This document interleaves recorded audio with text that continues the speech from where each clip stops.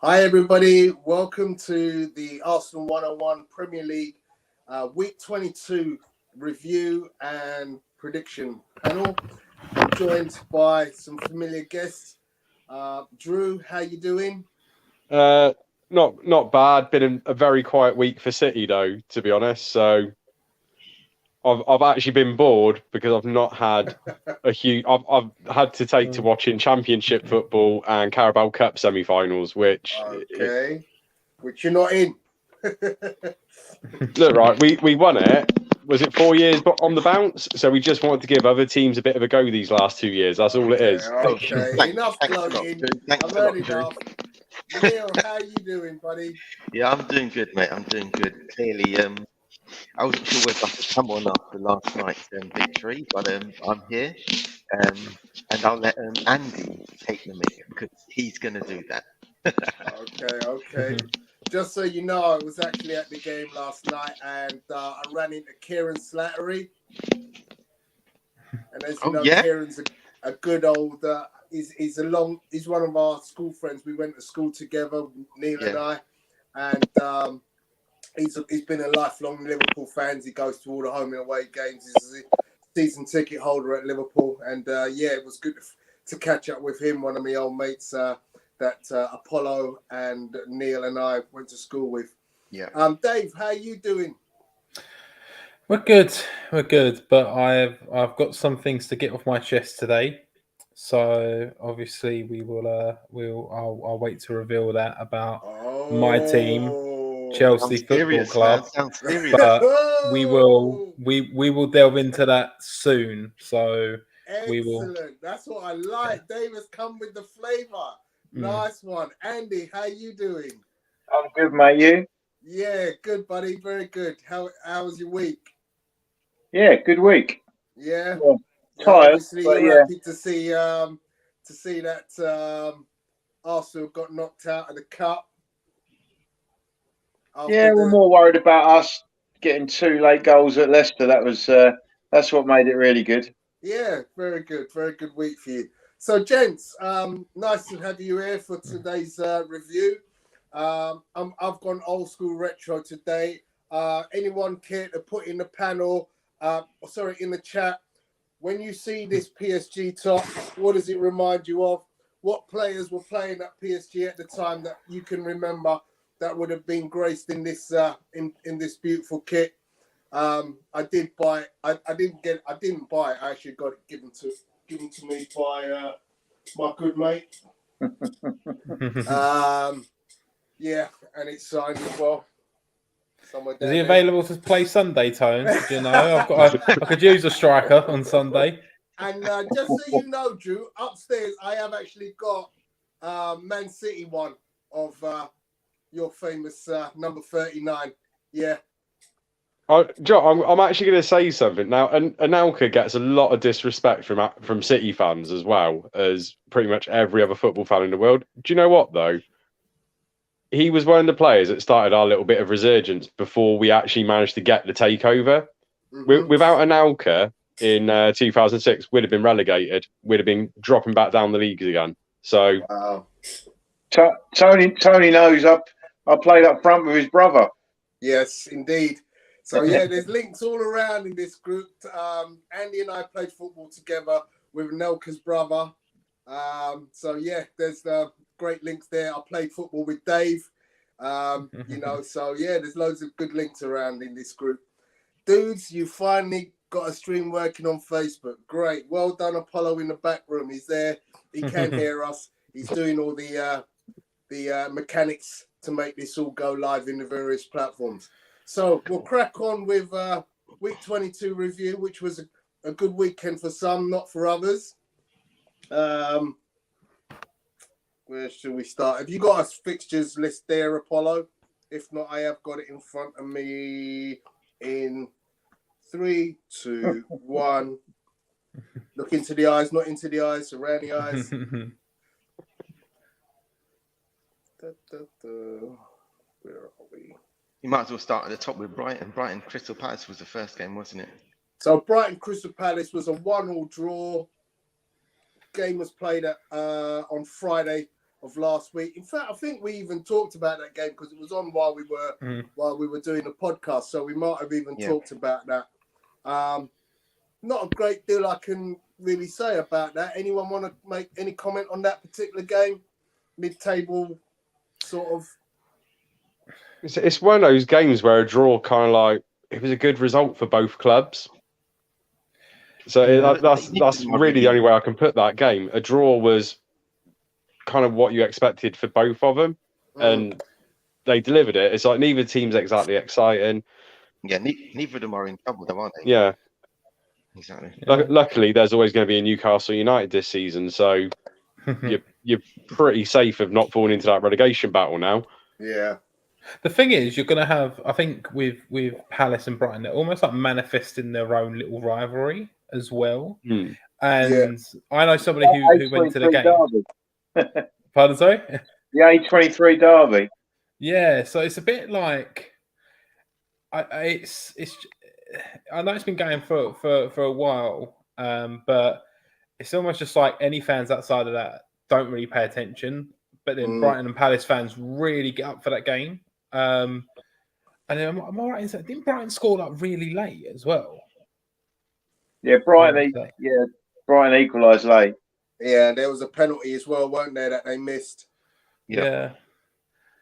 I mean, it's definitely they're both good teams. When you look at what Palace have done this season as well, I think all credit has to go to the recruitment, to Vieira as well. Yeah. They've really kind of turned things around. Bearing in mind, I was tipping them to be on the brink, especially at the start of the season because of the amount of players that they lost.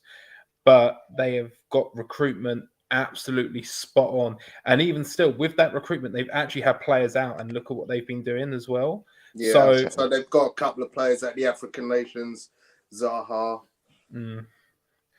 I mean, what's his name? Elise looks like a good player as well. If they can get Elise, Eze, and Zaha to all line up in a team, and if you can have Gallagher there as well for the remainder of the season, because I want him back with us at some point, then that's a really kind of scary prospect for a lot of those kind of like mid-table teams. I think going up against Palace. Yeah. I must admit, I was going to ask. It strikes me as strange that you'd let Gallagher go on loan and buy Niguez.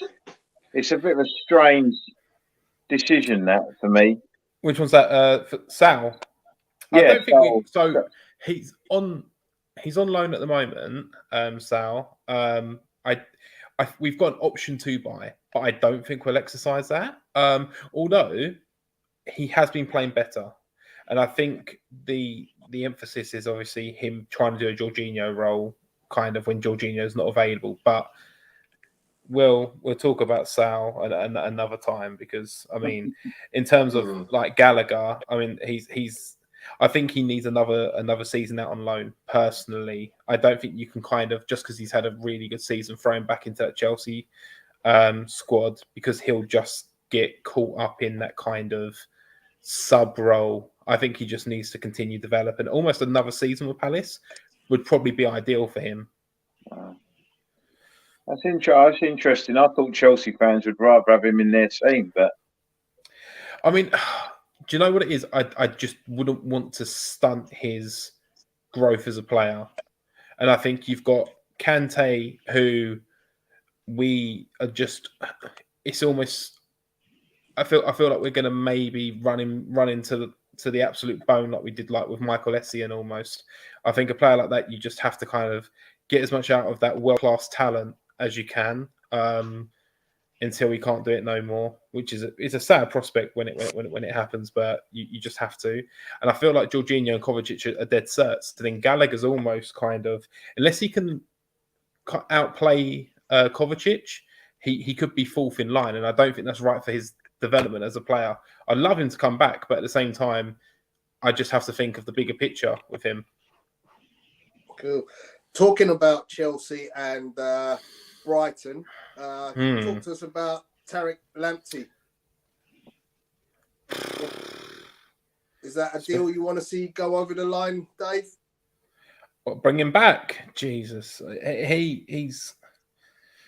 I mean, you saw what he done when he burst onto the scene against Arsenal. That game where Lampard decided, you know what, I'm going to throw him on, and that first appearance he made in that first team, and just when he's gone to Brighton, he's gone from strength to strength. I don't think he'll come back to Chelsea at all. I just think it's almost like I was there. It was a part of my life. Now he has to move on. He seems like He seems like he's going to go to another team for me. I can't see him going, you know what? I'm going to go back. I'm going to go back to the place where I started my career now. I can't see it. I mean, it would be an upgrade on Alonso, wouldn't it? I mean, who, Lamptey? Yeah. Lamptey's right back. Alonso's left back. Oh yeah. I can't see him displacing Reece James when he's fit. True. So Lamptey's probably better off going to another club if he wants to play regular. Well, all right, let's move on to Man City, Chelsea then. While we're on the Chelsea subject, obviously two. Let's get Dave. Your I'll tell you what. and then we'll go with the champions. I'll tell you what. I'll let Drew start with this because, like I said, I've got some opinions that I will put forward in a minute. All right. Joe, I've got a few opinions about this game as well. Well, one of them is I've not seen Kante absolutely steamrolled by a midfield like he was for 60 minutes last weekend. That's the least energy I've ever seen from Kante in a game of football, which I think that was one of the major differences between the two sides. City cut off anything good that Chelsea could do in the middle of the field, which, I mean, yeah, we've got expensive players. We do swamp the middle as well. But last season, the games we played against Chelsea, Kante was responsible for us being beaten. And this year, there was no support for anything he was able to do in the midfield, which just caused Chelsea huge amounts of problems. I mean, granted, City played well. We did play well, but I've seen us play better this season, and it was quite strange at times because I've always felt that Chelsea were only ever one special moment away from getting back in that game. But the players that can provide the special moments for them weren't showing anything of what they could do. I mean, there was this one moment, and I think Dave might be of the same thinking with who I'm about to criticise, but Lukaku basically bared down on goal with Ederson, and he just hits the ball into Ederson's midriff. And you're a £100 million striker. I mean, if you cost that much, why are you going straight down the keeper's throat? Go either side of him. Ederson's got no chance if Lukaku does the right thing. It was a weird game. I mean, great win for us, but it was a very subdued experience watching the way that Chelsea played the game, to be honest. I don't particularly. I know that Dave rates Kovacic. I don't rate him in those big games, though. I don't think he does enough energy-wise to justify being in those big games. You'll have to ask Neil about the Kovacic big performances, because I think Neil might have something to say about that after what Kovacic's done to Liverpool. No, he does save them for Liverpool, but whenever he's played City, we seem to have his number, which... I mean, it is all a case of personnel. Plus, Liverpool do line up in a more kind of like friendly way for Chelsea to perform. It's less of a fluid midfield with Liverpool, whereas City, it's all interchange. Kovacic can get lost in the game. But yeah, great win. But I just want to beat a team when they're playing at their absolute best. And Chelsea were so far off their peak. I mean, I know they had a couple of players out, but so is City. So. I felt a little bit robbed because the first game of the season, it was a much better performance in the midfield from Chelsea. This one, they seemed just miles off the pace this time. Okay, my turn. Yeah. And let's begin by saying Man City. Firstly, they unless they have a collapse, and I don't think they will because they've been so consistent, they will win. I think they will win this league. They've been the best team in this league, but no one can doubt that. So unless they collapse, they will win this league. Now, bearing in mind Chelsea and what we've been able to do last season, and Tuchel has had Pep's number last season. Like, tactically, he's got things correct. And I've had to come to the conclusion that I think unless we have our absolute starting 11 out there, no injuries whatsoever, like wing backs are a big thing. When you think about 12 games that our wing backs have played, I think they've contributed about 12 goals or assists as well. So I think with us, it's a case of we will only be able to challenge the Cities and the Liverpools in terms of the league table if we have that almost like that Liverpool kind of no injuries. Like there was a period of time where Liverpool just did not get injured whatsoever, and they could play their starting 11 week in, week out. I think Reece James and Chilwell are massive misses. I think you see what Alonso, when he has to play week in, week out, is just he'll have a hot game and then he'll be cold, and then he might show up again. Maybe, who knows? I think, like Drew was saying, Lukaku.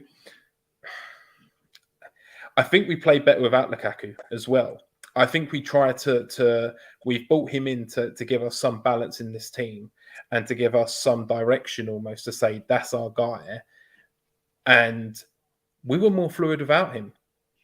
Wow. We were more fluid without him. We were more fluid when we had Timo Werner running in behind and causing City more problems and making them turn back to goal and go, wow, actually, this is where we have to. That's where I thought we were going to go with the game as well, but it didn't happen. We never. That was one of the ways that we were defeating City. If you look at the FA Cup game, yeah, it was FA Cup game last season. Turned City around and Ziyech scored, didn't he, Drew? Yeah, and it was because we played that ball over the top with Werner's speed. And I would have liked for us to kind of go, you know what, we're gonna go quick, we're gonna go with speed up front, and we're gonna make City's defense turn around. And we just never did. And it really is confusing to have that game plan that has worked so well for us. Even if you think of the Champions League final, it's a ball over the top. We know City have a high line. Why not try to exploit that at times? And we just never did. And I think this is we know Thomas Tuchel is a fantastic coach, but Chelsea have he's got money in the bank to keep him this season. I'm just fearful that our ownership, they always pull the trigger, like when we go on a bad run. Wow. I just hope, and especially with the Brighton result as well, I just hope they don't pull the trigger. But it's not inconceivable because we've been accustomed to this as Chelsea fans. Yeah. You can't gravitate. Lampard was the only person that could have come in and we could have gravitated towards, and we should have stuck it out there. But I'm putting those thoughts out there because any time a manager goes on a bad run, as a Chelsea fan, in the back of your head, you're thinking, wow, okay, this could be the start of it. And, with that Brighton result as well, it's not that I want it to happen. Let's just be clear on that. Yeah. But I know our ownership, and every Premier League fan knows our ownership as well. If we have a couple more bad results, like I said, it's not inconceivable that the pressure gets, the pressure starts heating up on Thomas Tuchel. This is why it's to get rid of him, though. That'd be suicide at this moment in the season. 100%. But our model for Chelsea has been, if somebody hasn't been getting the job done, next manager up. And it's something as a Chelsea fan. It's not, no Chelsea fan likes the model that we've got, but we've had success with the model. Yeah. And that's something that we've had to come accustomed to. So for me, these are big. Yeah, this is a big time for us as a team, because now we either get dragged into that kind of third, fourth race that's going to happen, or we start picking up points, and then it's like, okay, you know, maybe can we outdo Liverpool potentially if Liverpool have a little collapse? City, I don't see it happening. Liverpool, the way that they're playing at the moment, I don't see it happening either. But it's more likely to happen to Liverpool than City. So this is crucial for us to ensure that we will that we bounce back in these next coming weeks. Wow, Thoughts, lads? Dave, you dropped the bomb, mate. You dropped the bomb, and you got me all excited now. Because if Thomas Tuchel leaves Chelsea, hello Arsenal. I would snap him out. Woo! What? He's a fantastic coach, and he's a great manager. Coach. And I was gutted when you got him. I think a lot of people were, but I'm hoping he's got enough credit in the bank with this ownership. And I say ownership because it's those are the people that make decisions. Absolutely. To kind of stay. But saying that, whatever the ownership has done, we were all gutted about Lampard, and I still kind of am. There's still a piece, and there's still a little bit of Lampard in my heart all the time when we let him go. Yeah. But the results came straight after. Wow. I think the one good thing for Tuchel at the moment, though, the only managers who are genuinely better than him, they're all in the Premier League. One of them's already managed Chelsea, and I don't think he'd ever go back there, no matter how much they were to give him to leave Spurs now. Guardiola's obviously never going to leave City, and Klopp's never going to leave Liverpool. Those are the only managers that you could put on the same kind of like level as Tuchel in European football at the moment. You forget, I couldn't see any of them wanting to go there. Zinedine Zidane is out there waiting for a job offer. Yeah, but he's only done it in a knockout competition, no. And that's my issue with Zidane, because we now know that the Spanish league is piss poor. Hang on. You said what?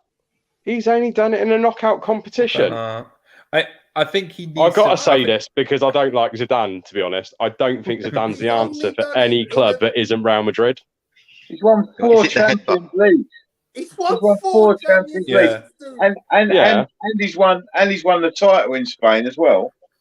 Right, I'm gonna put it like this: the Spanish title, I don't think is worth diddly squat. In modern football, we've seen how poor the league has become over the past 5 years. The Champions League trophies, I will give him credit for. In Europe, behind ours. Do you know what? I'd actually put Serie A above Spain now. No. It's a better league defensively. No the football way. may not be as exciting, but it's a more technical league. It may be this year, because this year is an unusual year with Barcelona and Real Madrid being not as good as they were. But generally, you'd say that the Spanish league is stronger. If you look at all the Spanish teams in Europe, they normally do pretty well. Yes, sir. I agree. Yeah. They do, but the league on the whole, the quality has been sliding over the past few years. The league has been getting weaker. But the Italian Football League defending is nowhere near the levels of the Spanish and the German. I just don't agree with you on that one, Drew. Italian, I'll tell you why. Because my team is Roma. So I follow Roma. I watch Tammy Abraham and I watch Ainsley Maitland-Niles, especially the last 4 games. I've watched all those 4 games. And I've watched terrible defending. The Roma Juventus game, which Juventus came back from 2-0 down. Was it 2-0? No, 2-1 down and 1-3-2. The defending was woeful. It was woeful. And I'm like, really? From both teams. And so if you're going to try and, when you think about the teams that compete at the top end, your Seville, Atletico, Bilbao, Real Madrid, Villarreal. There's loads of teams in Spain, and I reckon they'd all beat the top Italian teams, and they defend better. So can I say something? Yeah, of course, Bertrand. Welcome, by the way. Thanks. Good to see everyone. None of the top European leagues are competitive. Blanket statement. So Andy, I think that's quite a fair assessment. Much more competitive than the European model, which is contradictory because the European model is an egalitarian type system, whereby it's supposed to be based on meritocracy, and the US model is supposed to be the one which we're going to have for this new Super League, which it doesn't work. And yet in the US, you have much more chance of a team that hasn't won the previous year winning this year, versus in Europe, where Italy's Juventus for years, Bayern in Germany, City, and to a lesser extent Liverpool, PSG, they're not competitive. I get you, Bertrand, but you know what? We've had this conversation before, and everybody agrees. None of us want that Super League. No, I'm not saying you want it. I'm just pointing out to you a fact, which is they're not competitive. I get it. None of them are competitive. In Spain, you have two teams for years, and then you have Atletico Madrid periodically jump into the mix. Yeah. It's been Barca and Real Madrid. It's not competitive. If I don't like the American model as well, I've seen teams tank. I've seen teams purposely lose or set up lineups to lose. We're talking about the top of the pyramid. We're not talking about try and the bottom get of the pyramid. higher picks and stuff like that. No, that ain't a model that. I can get with. No, I'm not saying the model is perfect. I want that. Listen to the argument again, which is in the American model, it's much more competitive. Any team can be from 0 to first. In the UK, tell me a team that's gone from nothing to win the league consistently or win the league. Rarely happens. Leicester is an aberration, not the norm. Exactly. And I think the thing is with the American model is, first of all, because you get teams in like drafts and stuff like that, or players in drafts, teams will tank to get the best players to then go, oh, that's our center player, and now we can build around him. Secondly, there's no relegation or promotion for that. So if a team comes bottom, they get rewarded. What team? Yeah. So guys, here's the argument. The Man City model wouldn't work in America. It doesn't matter how much money you have. Money doesn't drive your success. Strategic thinking, getting the right players, picking the right players drives success. In the Newcastle will win the league in 5 or 6 years. No doubt in my mind. Basically, the American model is let's tank until we decide to choose the best player. No, the American model is I want to get the best player. And also the American model is geared towards the American model is geared towards the big cities, because a lot of the big cities always manage to get the best players. That's not true. Spurs won the championship 5 of 10 New York years.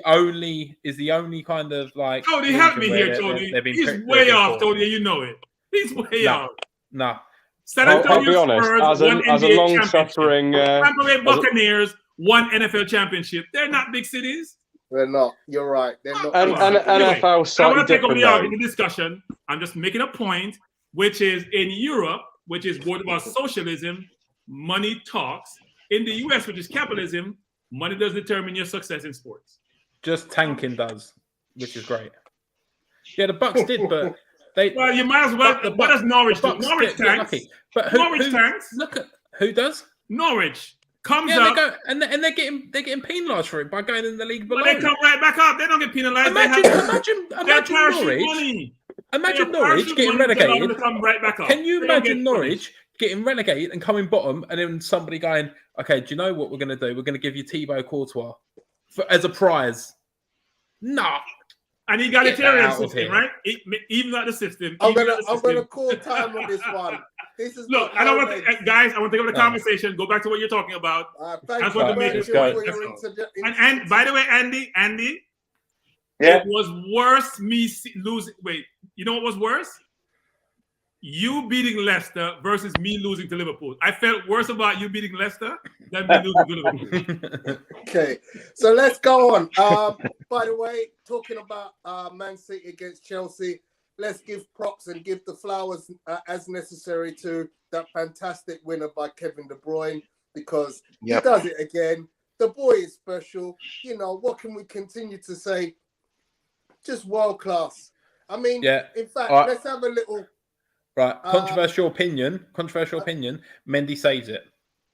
And the reason behind it, if Yeah. you watch Kepa's footwork, he takes one step to the right for some unknown reason, takes a step to the right, and then he cannot lift off of his to dive over. If that's Mendy, that's saved. Okay. And I don't know. What does everyone else think in this chat? If you watch I'm it, actually in agreement here. I I said don't think we score that goal if Mendy's between the sticks. Okay, fair play. I look at it as a great strike. Andy, you're a striker. What's your feeling on it? I said in real time, I can't remember if I put it in our chat room or not, but I said, watch, he takes a step to the right just before De Bruyne strikes it, and he can't get back. Now, but what I don't understand is why he took, and in fact, I'm sure I did put it in the forum. I don't understand why he takes a step to the right, because there was no way De Bruyne could ever have got that ball back to the right. He was always going that way. It was a very I don't know what possessed him to take the move that way. It didn't make any sense. It was almost like he lost his bearings in the goal, because it was just a strange move to make. Yeah. Did Ramsdale take a step to the right yesterday on Jota's first goal? Sorry? Did Ramsdale take a step to the right yesterday on Jota's first goal? Yesterday on Jota's first goal, did Ramsdale take a step to the right? I've seen it in real, but I missed the first goal last night. I've seen it since, but I haven't studied what happened with the goal in the same way I did. I think sometimes keepers want to anticipate, right? They want to anticipate, and it backfires. Yeah. Okay, guys, we'll go on to the next game on week 22. Actually, but I'm not taking away from De Bruyne out, which was brilliant. But yeah. There was no backlift on the shot either. Yeah, beautiful. Right? That's the way I saw it. I just saw a well-struck ball into back of the net. Newcastle drew 1-1 with Watford. Once again, Newcastle unable to get a result after leading in that game. Your player, Bertram, Alan St. Maximum, who's often called St. Minimum by others, finally managed to get a goal. Those who don't know football, by the way. Those who don't know football. But I keep going. Go on. Anyone want to make a comment on that one? I want to make a comment to say he's a brilliant footballer who needs to play in a better team. And we all talk about how great Saka is. Not yours truly, by the way. I don't think he put enough pressure on defense. He waits too long to make his move. St. Maximum commits you. You got to make a decision. Either I embarrass myself or I do something. And he plays well in the Newcastle team, which is a very poor team. Defensively, they're atrocious, as they have shown how many games they've lost from winning positions. Andy,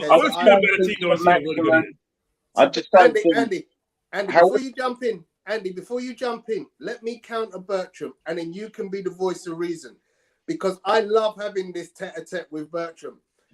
Alan St. Maximum is one of them trick ponies. He can go in and he can do all these different things. He's got mad skills, like probably Tanguy Ndombele, very skilled player. But let's look at results. Let's look at end product. What, 2 goals, 3 goals this season? Probably 2 assists this season. The guy, quite simply, he can't wash Saka's boots when you consider output. Yeah? Because you and I have this conversation about how Saka's output belies his ability in the team, because we know Pepe had much better output. So you and I are on the same hymn sheet when we talk about what looks good to the eye test, as opposed to what puts the ball in the back of the net. So Tony, stop right there. Stop there. Go ahead. 5 goals, 3 assists in the Newcastle team. Let me repeat. 5 goals, Premier League goals, 3 assists playing for Newcastle, who is at the bottom of the league, can't wig the way out of a paper bag. Saka had 2 goals in 15 games or 16 games. He scored 3 in his last 2 or 3, and his stats have went like this. He wasn't scoring. He wasn't producing. Right. Let's put our argument to the side. Let's part that off, and let's let Neil jump in. Tell us, Neil, you're a good judge of players. Bukayo Saka or Alan St. Maximum? At this moment in time, I've got to go for Saka. The thing is, don't get me wrong, I love St. Maximum. I think he's a brilliant player. You're never going to see his full potential as long as he stays. He needs to leave that team. Even if he goes to a mid-table team, he will get the service. He'll get better players around him, and that will bring him up. That will make him a lot better. But what he's doing for where he is at the moment, I think is brilliant. I'd love to see him in a Liverpool shirt. He'll get better players around him next season. He's a class player. Sorry? He'll have better players around him next season. Will he? Yeah. I don't know. Lingard's fighting to not go there at the moment. So Exactly. I want to come to Spurs. Guys, can I just say one thing, Tony? Go ahead. Whenever Saka doesn't have a The good thing game, is, while Newcastle at the bottom, no, let me say something. I was going to say, while Newcastle They at the can't bottom, They're defend. at the bottom because they have no defense. The defense Exactly. is atrocious. They have no defense. They have limited midfield. Shelby's the only person in the midfield. Their defense is atrocious. Wilson's always injured. Let me just say this. When Saka doesn't have a good game, they say he has 3 and 4 people on him. St. Maximum is the only player of danger. He always have 3 and 4 people on him. And they're always running behind him instead of running in front of him. Okay, Neil, you were having a By little bit of an the way, issue, sorry, Neil, guys. with- Did you see that Norwich won 3-0 at Watford tonight? Yeah. Yeah, we were saying, They're out of the relegation zone. yeah. Yeah. Mind you, Wow. Burnley As I have said, got I can't about see- 6 dozen games in hand on them. Yeah, I Yeah, can't that see relegation battle will go to the end of the season, actually. Sorry, Neil, your sound was jumping in and out. Go ahead if you can. Yeah, no, I was just saying that until St. Maximin leads Newcastle, you're not going to see the best of him. You won't see that. By the way, Tony, Arsenal wanted to buy him way Like I said, back he when. hasn't So got let's the not players- act like the we class of didn't players want him. around him. We tried to buy You know, him and didn't get him because we until- want to come Yeah. to outside the point. I say what I say about St. Maximum is the same as what I say about Wilfred Zaha. Great player, but the results just don't tally up for me. You know, we got players at Arsenal who've got better stats than Wilfred Zaha. Yet you can tell me completely he's the most unplayable player in the league when he's on his boots. And He's I'm like, dropped yeah, he's off. a great player. But But guys, you guys, tell me, let me just say something though about stats.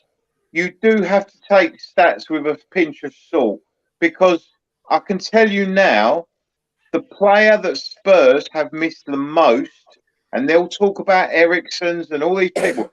The person that Spurs have missed the most is Dembele. Moussa Dembele.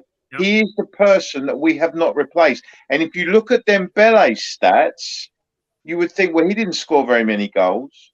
He didn't get many assists. But if you look at the person who gave the ball to the person who got the assist, in 80 times out of 100, it was Dembele. But he didn't get an His assist. stats were good, not scoring stats, but his dribbling, his passing accuracy, his stats were very good, by the way.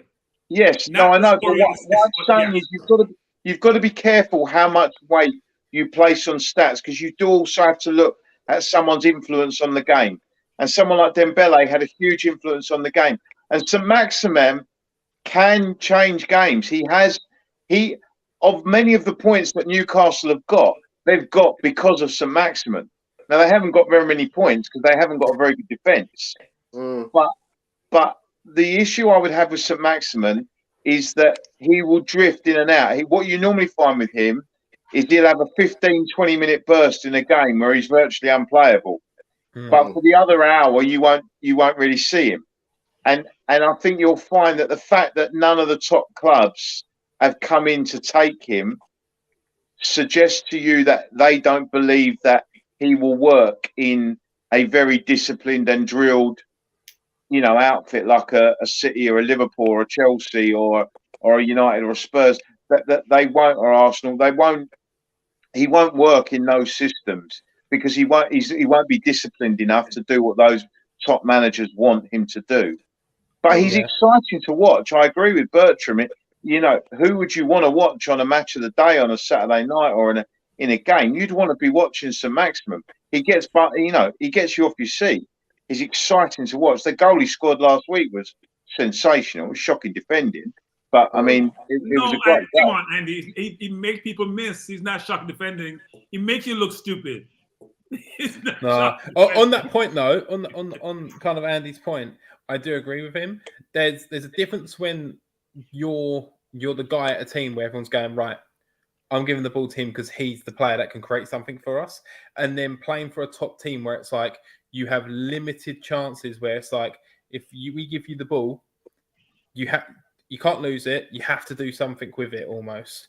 And I think that's the difference. But when he's going to be at Newcastle, where he's going to get that ball all the time to be able to run at defense and phase out of a game maybe for, like Andy said, 60 minutes, but then have a really good 20 minute spell. You can't do that at big clubs. Like there are 2 points to that argument, right? You can say Grealish is an example. He's gone to Man City, he was dominant at Villa, he got the ball all the time. But St. Maximin will have more one-on-one opportunities because you can't just focus on him. So I agree with you. He won't have as many touches, but he'll have more isolations to even do more damage than he can today. Because when he gets the ball at Newcastle, it's 3 and 4 people covering him. Okay, let's move on from that. The next game we want to talk about had a quite devastating repercussion in the week, which was the Norwich win against Everton. Norwich, to be honest, they're actually beginning to look pretty decent. And, the result last week has been backed up by tonight's result.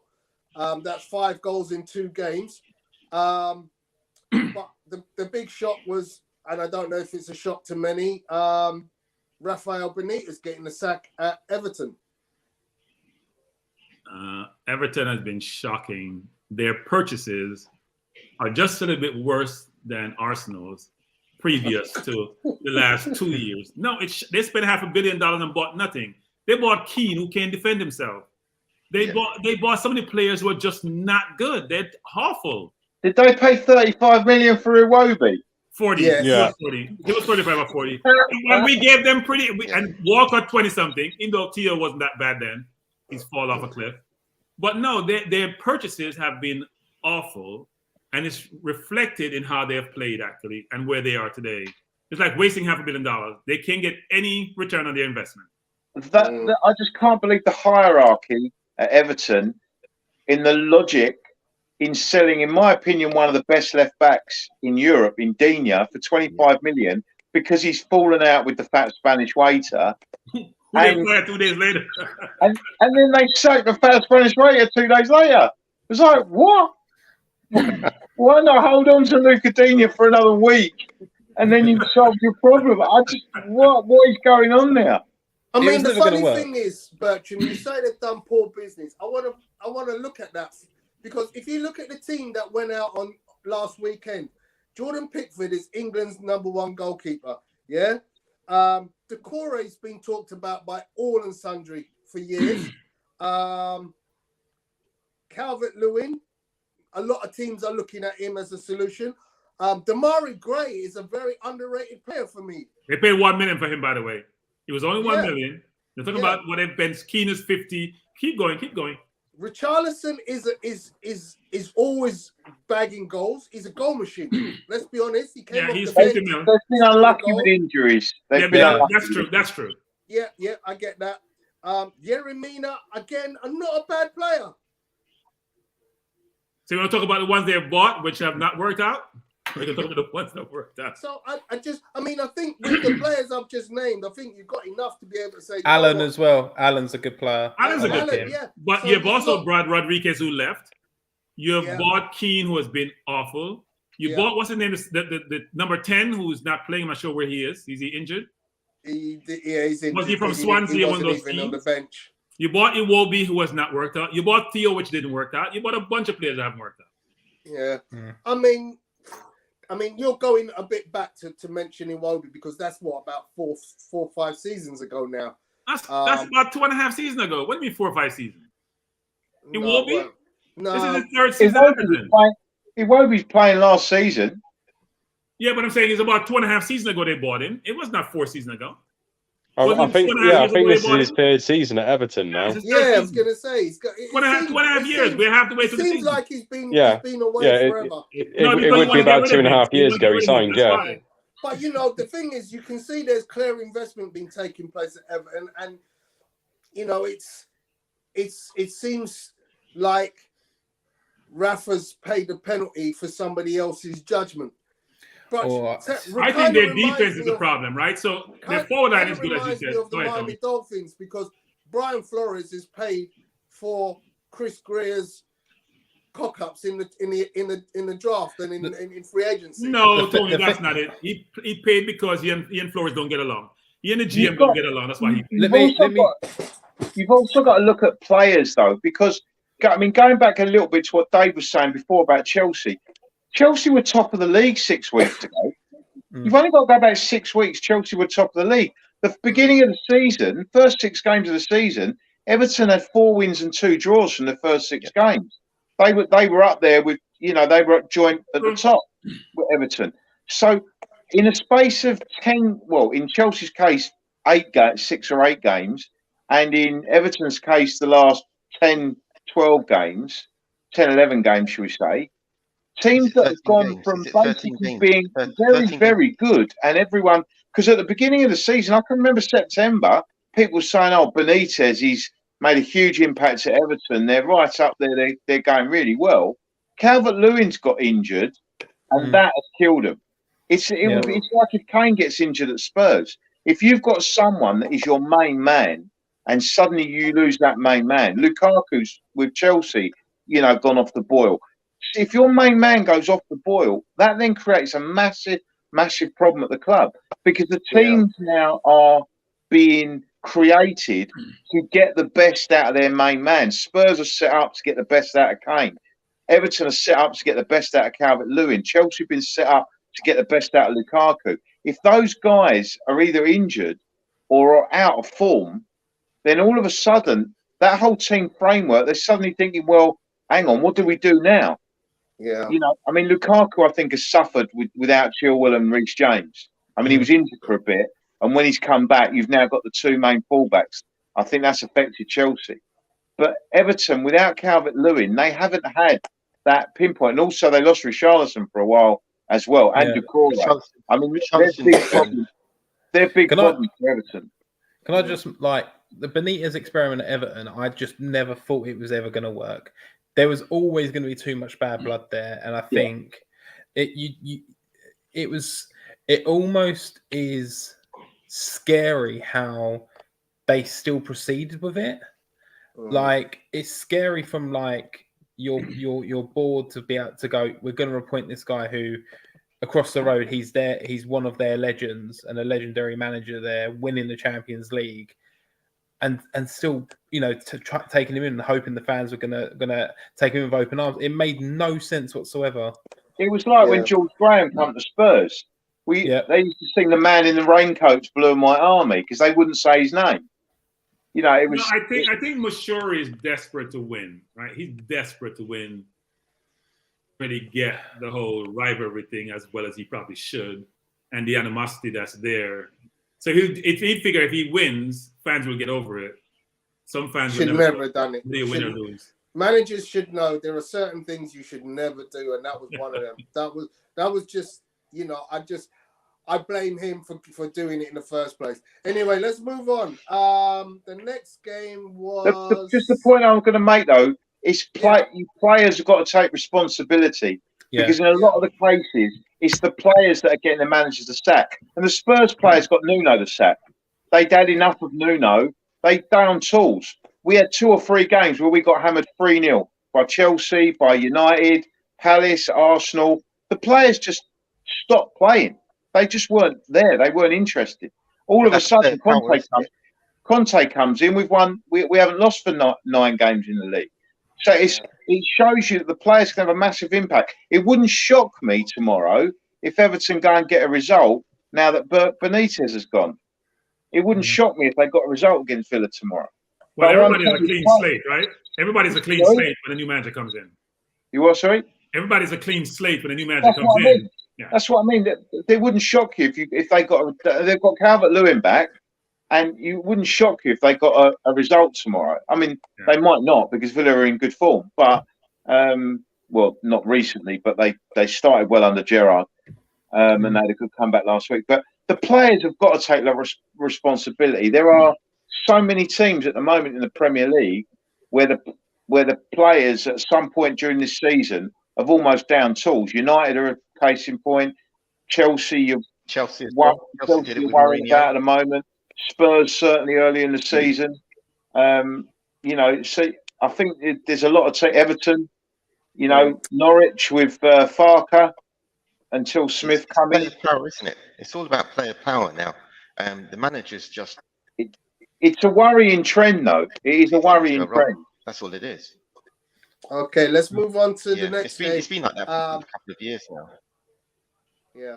The next game is Wolves 3, Southampton 1. All of a sudden, Wolves look dangerous. Oh, they've always been dangerous. They weren't scoring. Not all of a sudden, Tone. Yeah, they weren't scoring, but they had the best defensive record in the Premier League.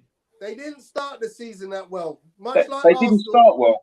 Yeah. But they've been pretty decent for a good 2-3 months now. Yeah, that's what I'm saying. They look like, hang on a second, Wolves of last season, who were knocking on the door for a European place, are now got their act together and are looking very, very dangerous. And they look like they're giving any team they play a run for their money.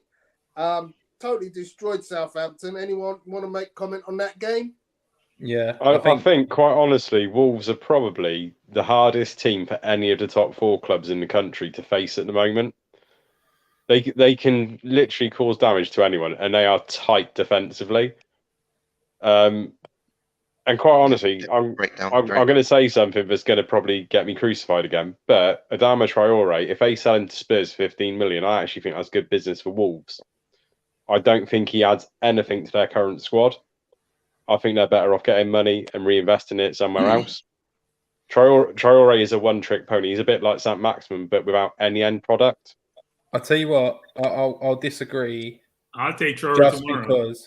Because what Conte could do with that man is scary. Look what he done with Victor Moses. You give him Adama Traore. Oh, that's true. Lord. Just think 1 second.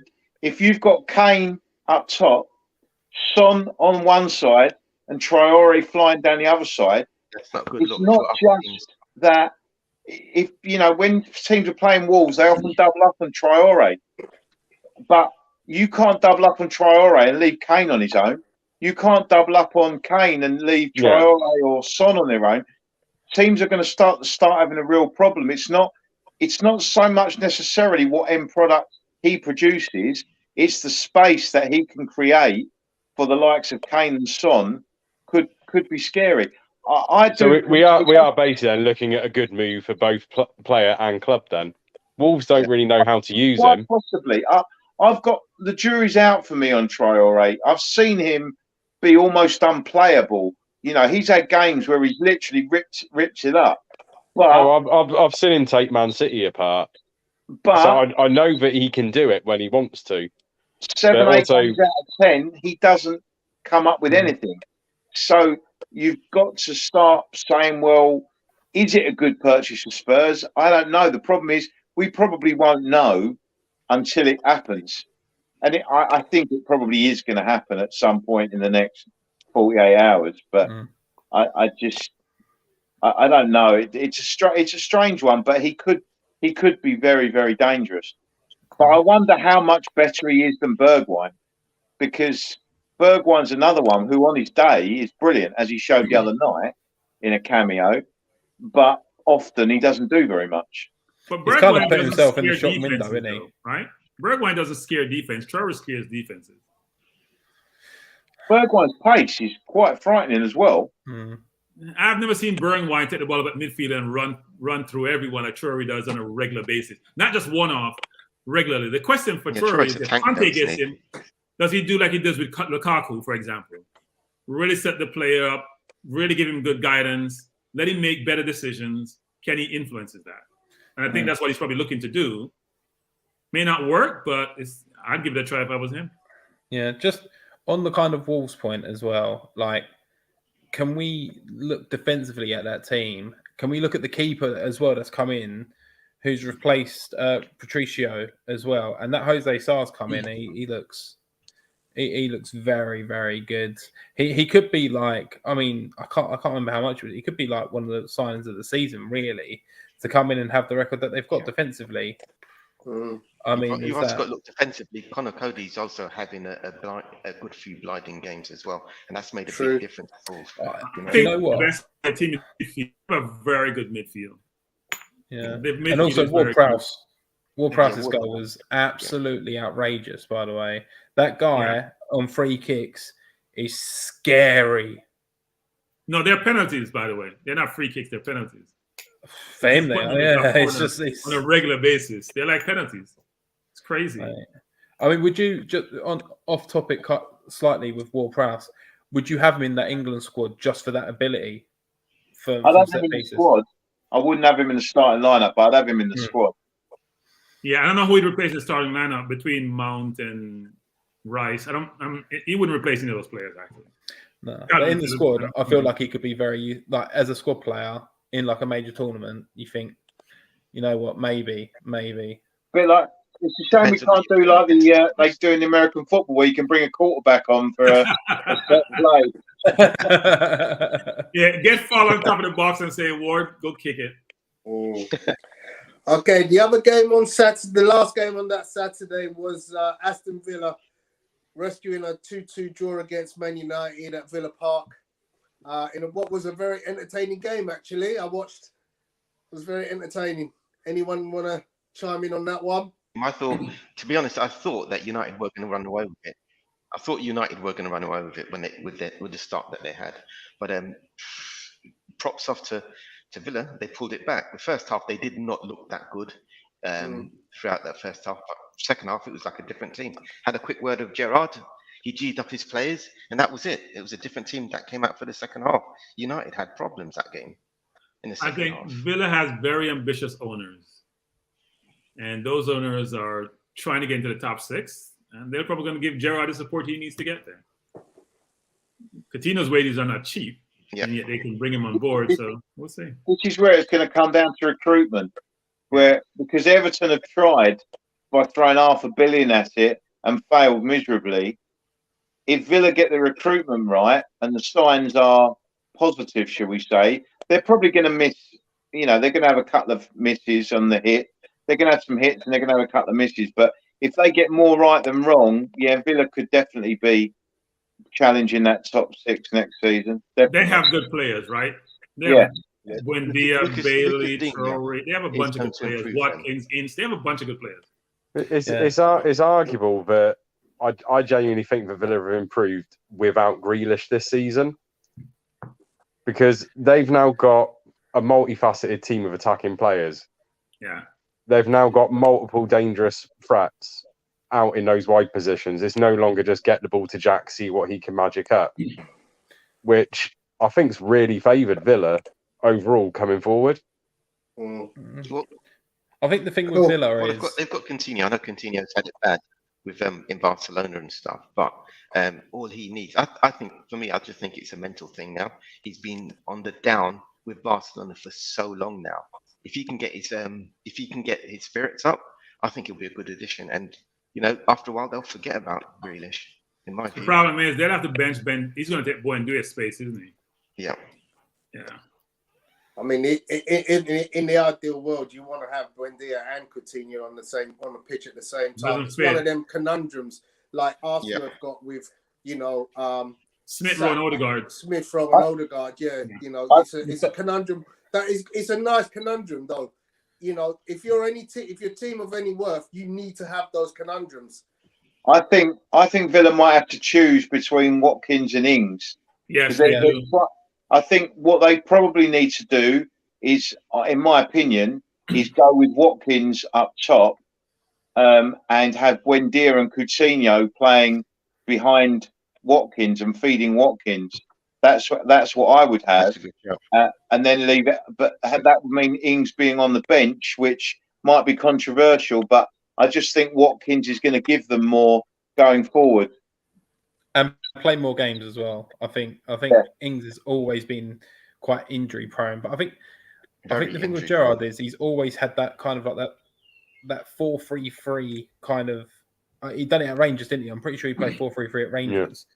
So he's kind of bringing that over to Villa. I think if you try and get Buendia and Coutinho in the same team, is it going to work to what he was doing maybe at Rangers? Because it looks like he's just gone, right, this is my system, this is my formation, and I'm going to stick with it, regardless of where I go, and have those principles from Rangers, and I'll just bring them over to Aston Villa. So Well, he's got to he put his own might. stamp on the team, right? He's got to put his own stamp on the team. And he's only just come in realistically. Hmm. Coutinho, I who's just think that Villa have got temporary some. player until the end of the season. Hmm. I just think Villa have So I got. said until the end of the Oh, sorry. Sorry, I can't work out whether you've stopped, Neil, because you keep breaking up. Yeah. It's all right. Go on, Andy. Go on. Sorry, yeah. No, I just think they've got some strong midfield players in Ramsey, McGinn, you know, Louise.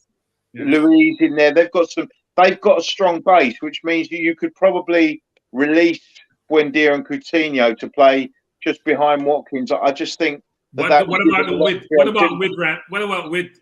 You don't have the width if you do that, right? If you play Buendia and Coutinho behind Watkins, you don't have the width. You're going to play two holding. You're missing one player. Yeah, but then you've got the cleverness of Coutinho and Buendia to slide Watkins through.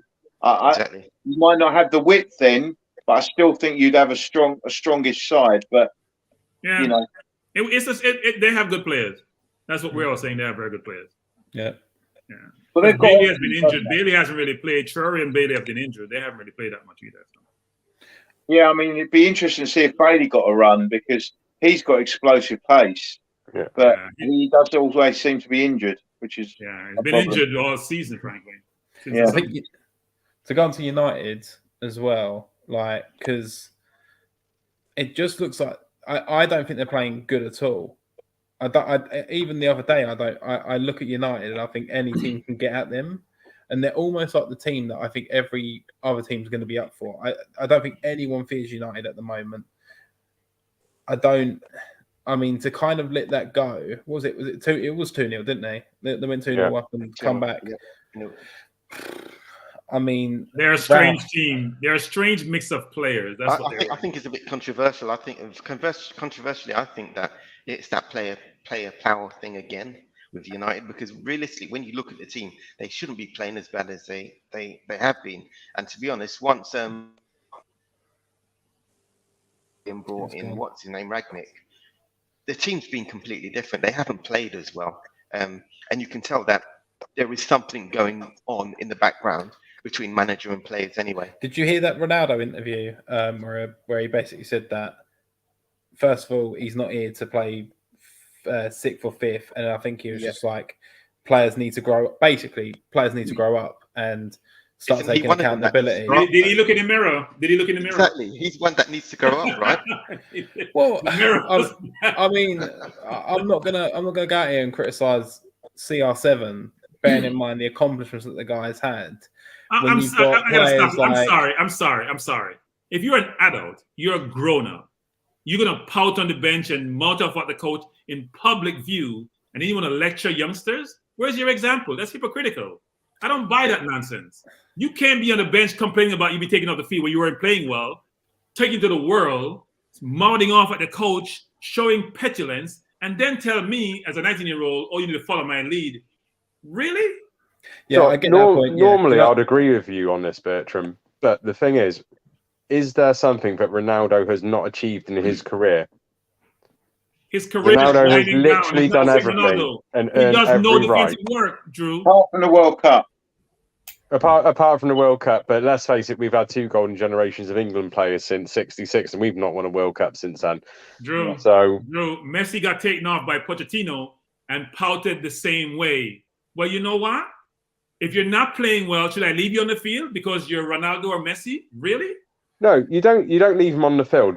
But that player, I think, has earned the right to be able to speak their mind a little bit because they have achieved behind closed doors, Drew. Behind closed doors. To be honest, Ronaldo's outburst was mainly aimed at the owners, because the owners came out and said in the wake of the previous week and all the bad stories, the owners came out and said that they had a plan where they were going to be looking to challenge for the title within the next 5 years. And Ronaldo was basically saying, what? Manchester United? we're going to give ourselves 5 years to challenge for the title. He goes, I didn't come here to finish like 6th or 7th. He wants to be in the top 3 year in, year out. But, you know, he wants to win things. But he said he wants to be up there challenging. He didn't like the wording. And I think Ronaldo's statement was aimed at the owners more than it was at the players. And Which, quite frankly, rightly so as well. I'm talking about when he was removed from the game, his reaction to being removed from the game. Yeah, we're talking about 2 different things. Yeah. Yes. He was. I mean, it's not. Yeah, but I think it is. But it's at the end of the day, I do think they probably made the right call with that sub, because they didn't take him off against the Villa game, and then somehow Villa managed to grab 2 goals back. So I think, but it goes to show that you're shoring up against. I mean, who did they beat? Sorry, I can't. Mine's gone blank. I mean, it just goes to show that if you're like Ronaldo's, just like Ralph's going to do his job, and I think he's just going in with his mindset of, I don't care who I'm going to upset, because I'm only here till the end of the season anyway, and then I'm going to be an advisor. So I don't think he cares about who, you know, what toes he steps on. But then in that interview, it looked like Ronaldo was supporting Ralph and saying, give him time because it will come good. Andy just talked about player power, right? And the concern about player power. So whether it's Aubameyang at Arsenal, whether it's Lukaku at Chelsea, whether it's Messi at PSG, whether it's Ronaldo at Man U, and these are big players, if they're not producing, should I let them play? And then what says the rest of my team? We're basically saying, I don't think you should be putting Aubameyang in that category of player. Huh? I don't think you should be putting Aubameyang in that category of player. He's had a good couple of seasons and performed at the African Cup of Nations. No, Drew, we gave him 350 for a reason, Drew. We gave him 350 for a reason. You gave him 350 because he was your squad for 2 seasons. Yeah, because he was scoring. Look at his scoring record. He's about a 1-2, 1-2.5 record. He has a history of scoring goals. So take Aubameyang out the mix. The others still work, right? Which is, you can't have a player, if you're the manager and you want to make a change strategically so you can win the game, on the sideline going off. Tavares did it for Arsenal and said, would he ever play for Arsenal again? Now, I know you want to do that analogy. You want to say, well, he's a big player. Well, act like a big player. Act like an adult and a grown-up. Don't howl like a little 5-year-old because you get taken out of the game in the 70-something minute. I can't buy that. I'm sorry. I think it's good that a player can show passion occasionally. Gentlemen, let's move on. Last couple of games for the week 23. Liverpool won 3-0 at home to Brentford. That was pretty much expected. Neil, talk to us about that win. Yeah, I mean, to be honest, I actually thought that was going to be a draw because we're missing our 3 main players. I mean, who would Fabinho and Minamino would have been goal scorers in that game? I don't know why. No, I'm getting that quite a lot with you guys as well. I'm not sure what's going on here. But what I was saying is, who would have thought that Chamberlain, Fabinho and Minamino would have been our goal scorers in that game, considering we had, Jota was there, you know? For me, it was a good game. I mean, it's good to see Roberts and Alexander also get assists because when they're out of the game, Liverpool are different when it comes to attack. Alexander may not be able to defend. With Mane, Salah, and Keita as well missing. Yeah. Sorry? No, I thought you were stopped. Say that again. You're breaking up, Neil. I was saying Alexander Arnold may not be able to defend, but he sure can find a pass. He's radar with his pass. As I keep saying, and I keep saying I'm part of an NLFC group, and I keep saying that realistically, I'd love to see him in midfield. You know, put someone else in his position because did England try him there and he was awful? I thought England tried him there and was awful. We put him in the middle, didn't we? Yeah, but you're talking about England and you're talking about LFC. He But the things you're talking about, the players that he played, the team that he plays with now, the players that he plays around, they have that thing. They know who's going to do what. They can read each other's mind, reach each other's passes. And from a defensive point of view, we all know that Alexander's not the best defender out there. He's not that great. To be honest, he gets caught out a lot. Alexander-Arnold actually spent quite a bit of last night's game in midfield.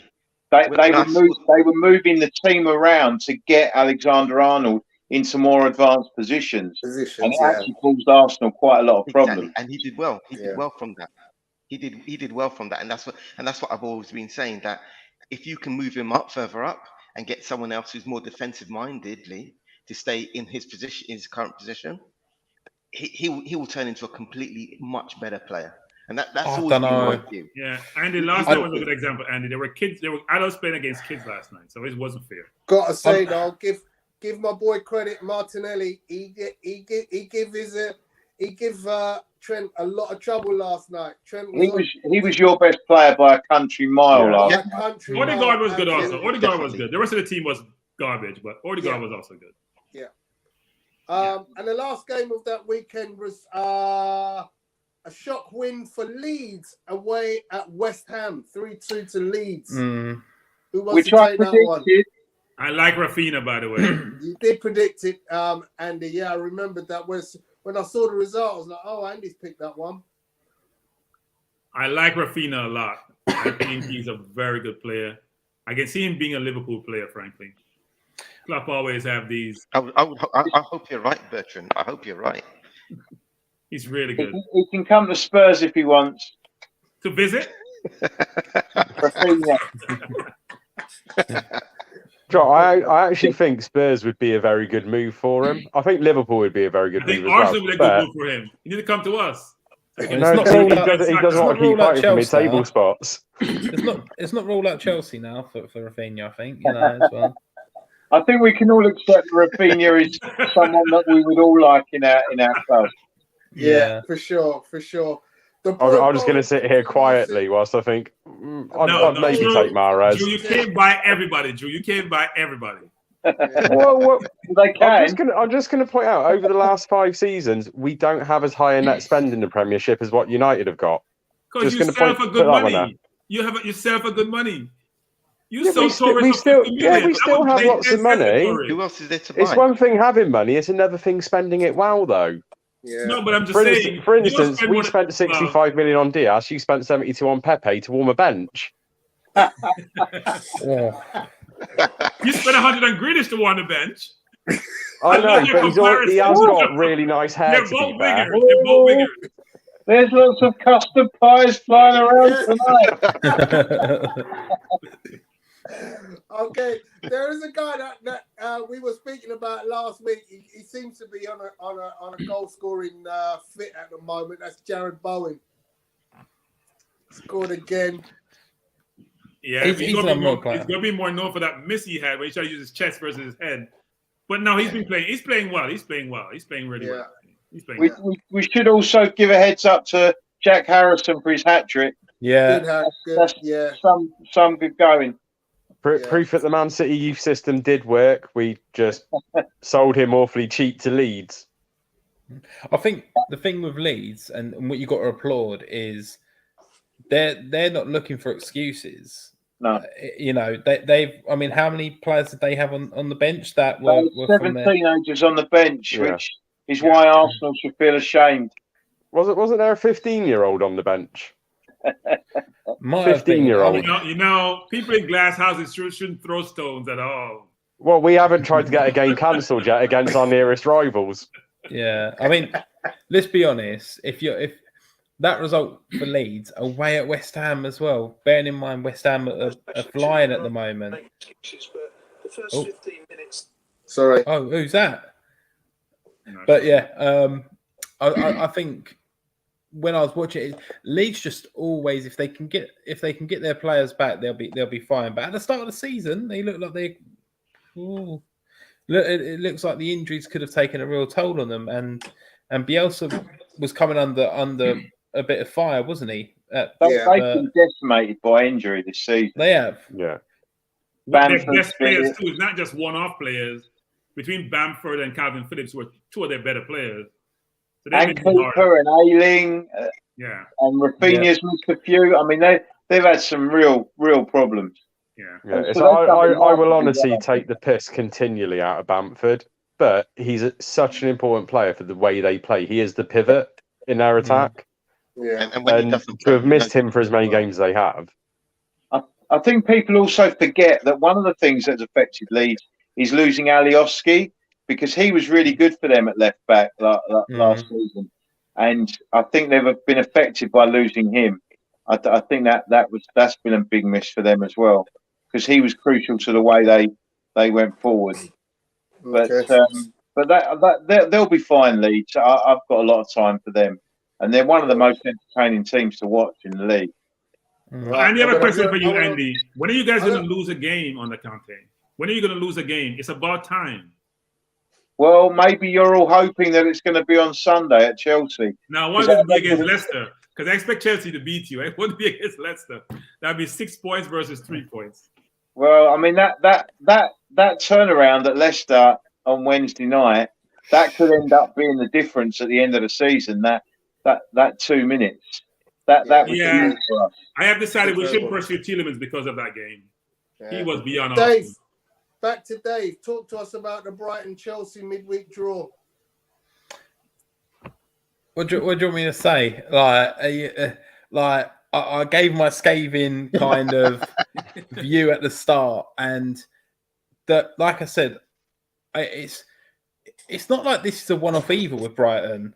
We played them not too long ago, and to be honest, they were the better team for large portions of the game. They're a good side. They are, but I think when Chelsea are trying to be up there with the Liverpools and the Cities, you can't. Those are the games that you got to put to bed. And I think first half, I don't think we were too bad, but second half it was it's they're the times where you can't just go into your shell and you have to kind of make sure that you put a game to bed. And even on that pressure, when you're getting pressured by those teams like Brighton, you got to try and find a way to get another goal or just kill the game off, and we can't do it. There's a lot there with Chelsea that we need to look at, and I think the wing back issue is really concerning. Also, looking at how well they were playing as well, Reece James and Chilwell, they really doing playing to the form of their lives at some point. But what's going on with Ziyech? Scored a goal and just like wandered around. I don't even think he don't play for his national team because he's got an attitude. He does look like that kind of player. He should be at the African Cup of Nations, but he's not because. Well, he'd be on his way home now, wouldn't he? With not buying him, because I did think he was a really great player when you signed him. But I've actually noticed he seems to have this kind of, well, if you didn't pass the ball to within 30 millimeters of my foot, I'm not running.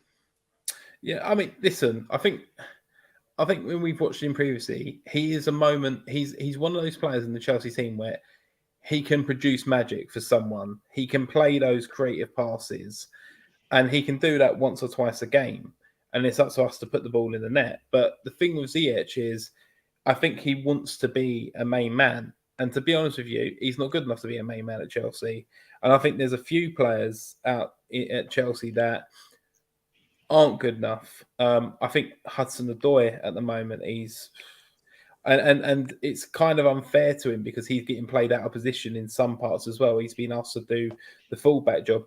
Pulisic as well hasn't been lighting things up, but yet again, he's been put into full as a wing-back. Sorry, so these are kind of, they're plugging gaps at the moment, and because those players are plugging gaps that they're not excelling in those positions, and then we're drawing to Brighton's, and we're not really giving City a good go. I think you guys are really not giving Brighton their credit. Brighton just needs a number 9, a good number 9. Brighton made us run us off the park and play them. They're a quality team. Yeah, they are.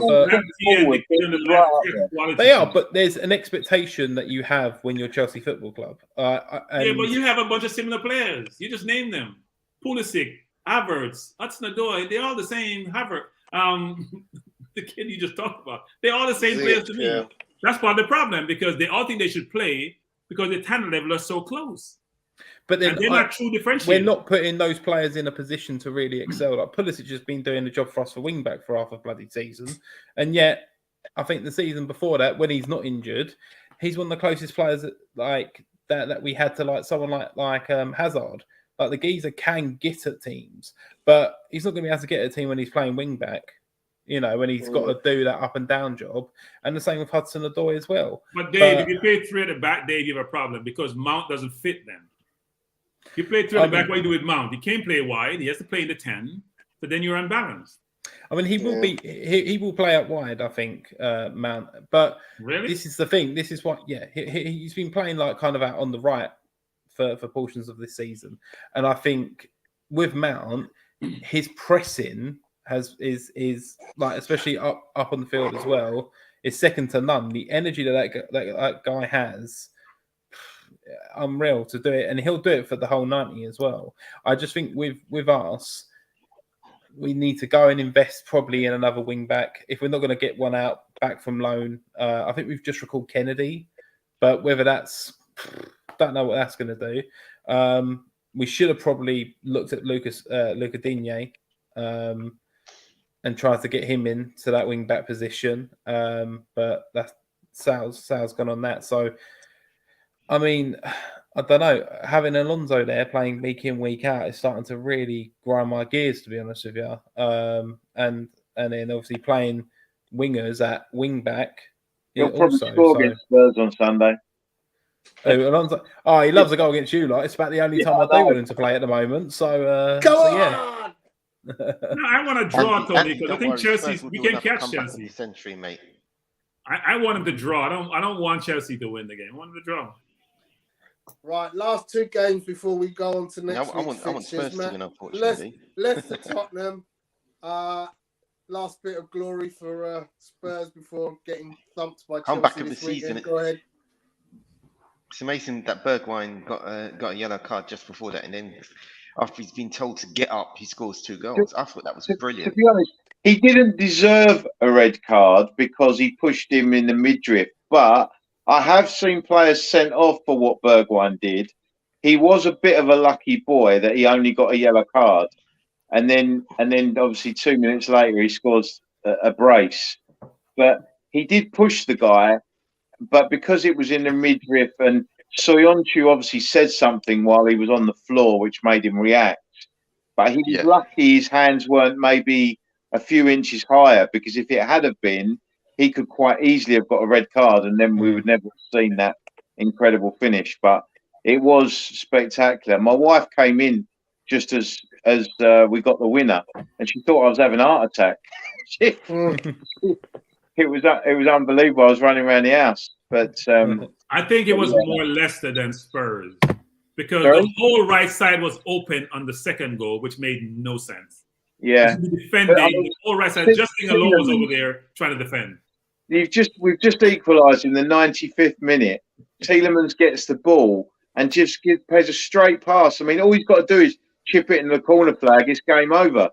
It was just Andy, he had a player wide to get the ball to him. Open wide, not just wide, open wide. And he passed the ball to you guys to score. It was just so good of him to give us the ball.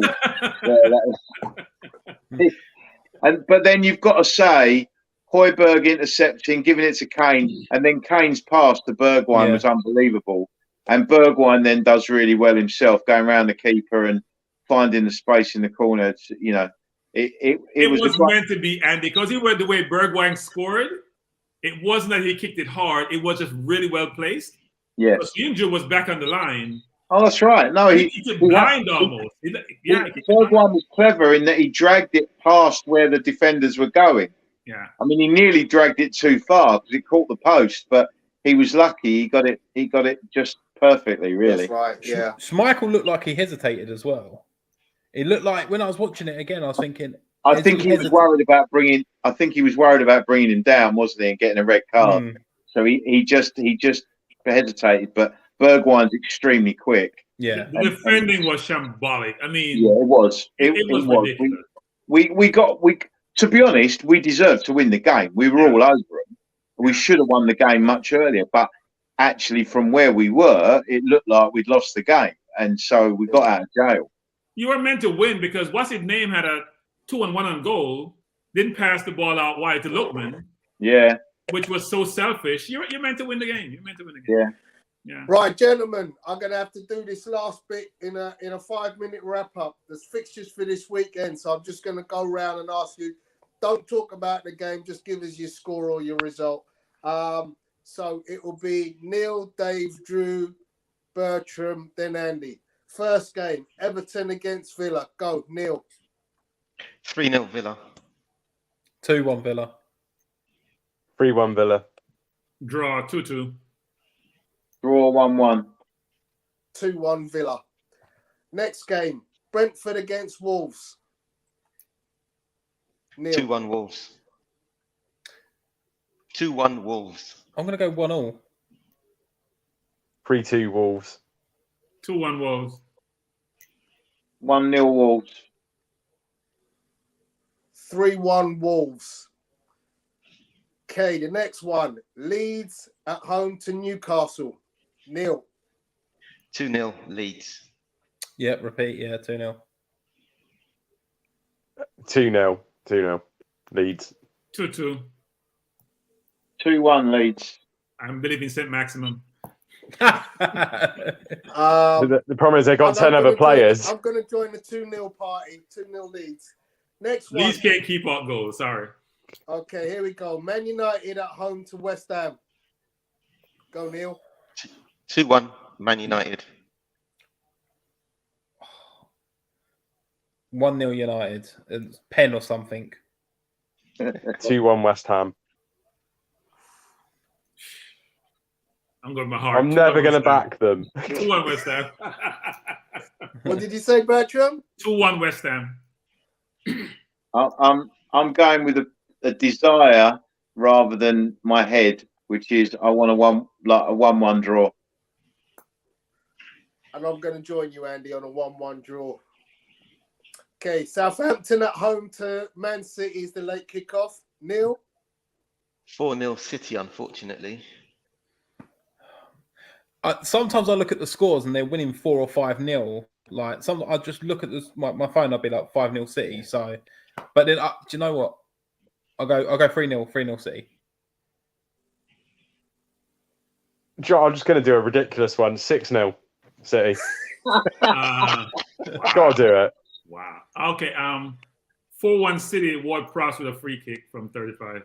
Would you say 4-1 City? 4-1 City. Yeah. I think this might be quite a tight game. I'm going to go 2-1 City. Oh, late game. Gee, 3-0 City. Okay, we'll move on to Sunday's games.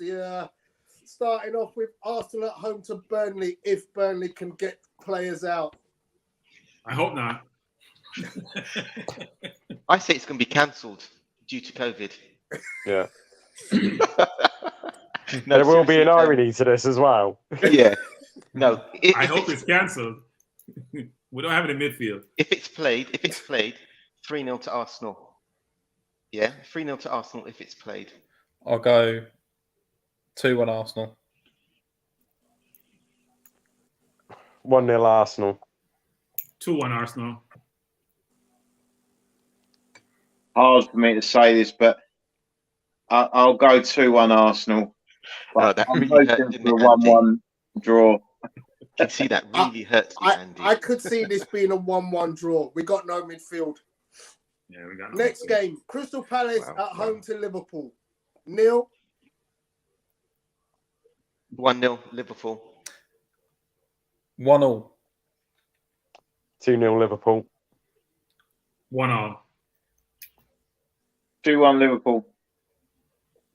2-1 Liverpool. Next game, Leicester at home to Brighton. 1-1. 1-0 Leicester. 2-1 Brighton. Oh. James Justin is back. 2-1. 1-1. 1-1. Brighton can't score. I think 1-0 Leicester. 2-1 Leicester. And the last game is London Derby, Chelsea at home to Tottenham Hotspurs. Neil? This is gonna be a tough game. To be honest, I think that Spurs actually have a bit of an advantage after their last game. So I'm hoping Spurs win 2-1. That's what I'm hoping for. 2-1 Spurs. I'm hoping VAR might help us out again. I'm gonna go with my heart here. I'm gonna say 2-1 Chelsea. Yeah. This could literally be anything to either team. I'm gonna go 2-1 Spurs. I'm gonna go 2-1 Spurs though. So I can't be disappointed 2 weeks in a row. I think the game we won in midfield. I think Kante and Kovacic will dominate. And Mount, I said 3-1 Chelsea. Yeah, I think I'm going to have to do what Dave did, which is to go with my heart rather than my head. My head says we've won once at Stamford Bridge in about 30 years, so the chances of us winning are pretty remote. However, I'm going to take that the team are going to be buoyed by that last-minute comeback the other night, and Chelsea are in a little bit of a dip of form. So I'm going to go 2-1 Spurs. And I'm going to go I would happily take a draw. I would have to. I'm going with a draw. I'm going 2-2. So that concludes our business, gentlemen, for this prediction week. Thank you very much for your time this week, this Friday evening. Any last comments?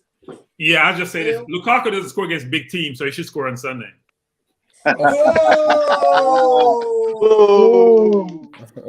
And I noticed that you kind of glossed over the postponed fixture last Sunday.